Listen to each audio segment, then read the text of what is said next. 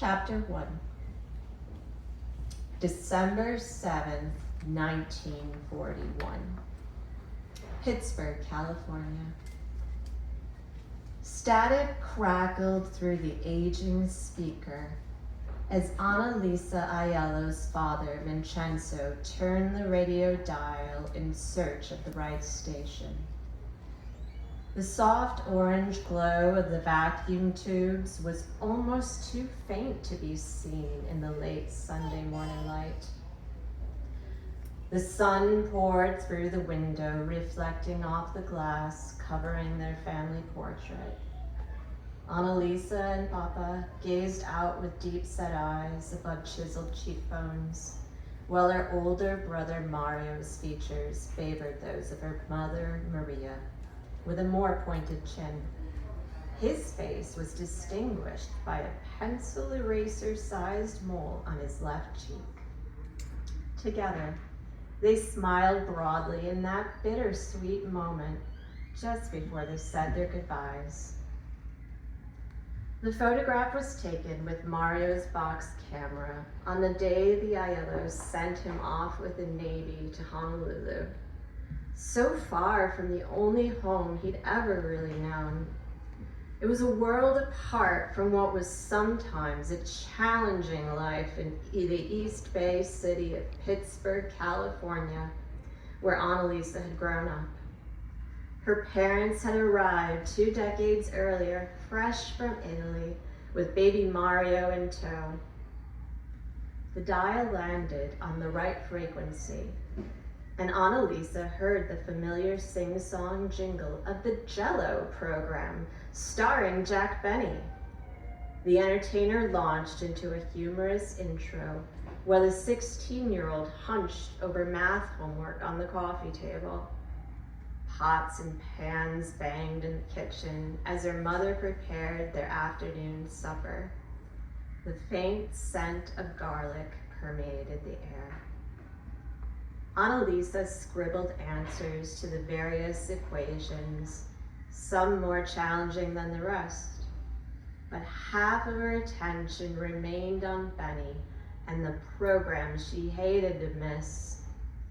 About 15 minutes in, she set down her pencil and leaned in beside Papa, who laughed heartily as Benny acted out the parts of Dr. Jekyll and Mr. Hyde. It was a spoof on a film she and her father had seen downtown at the California Theater. She remembered how Spencer Tracy had acted out the different sides of the composite figure. Hyde was unpredictable and critical, while Dr. Jekyll was gentlemanly and charming. In a funny way, the duality reminded her of her mother. There were rare moments when Mama smiled in wistful reflection, channeling her memories of growing up in Isola della Femmina, Sicily. It was in these instances Annalisa would learn things, like how her mother grew up surrounded by the aroma of her own father's fresh-baked bread and helped fill cannoli for his bakery. We used fresh sheep's milk ricotta, so we could only really make them in winter months, Mama once recalled with a softness in her voice. That was back when we didn't have refrigeration.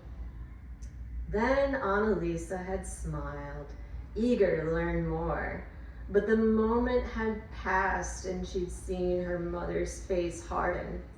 "You're slouching again," she'd snapped. "Who's gonna wanna marry a girl who can't sit upright in church?" The teenager often wondered when she might meet a man who wanted to be her husband. Several boys had interested her over the years, but those were crushes, really.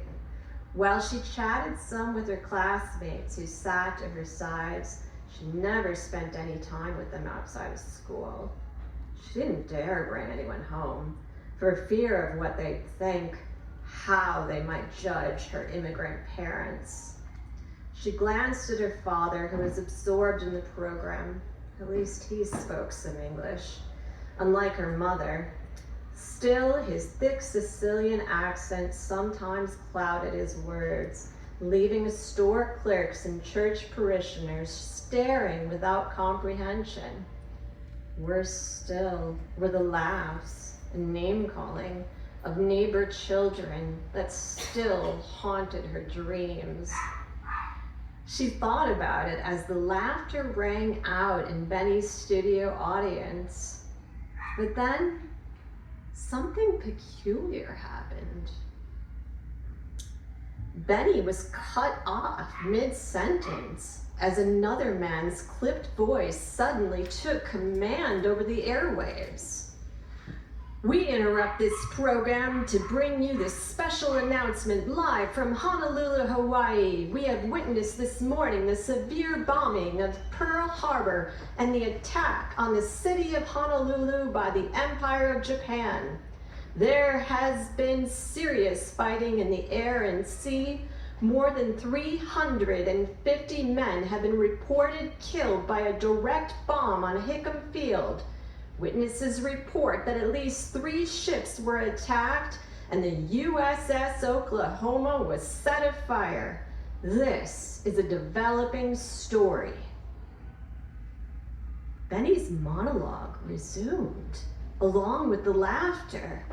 It was as if the whole event hadn't happened. But at that same moment, Annalisa's pale brown eyes met those of her father. Something terrible had happened in Honolulu.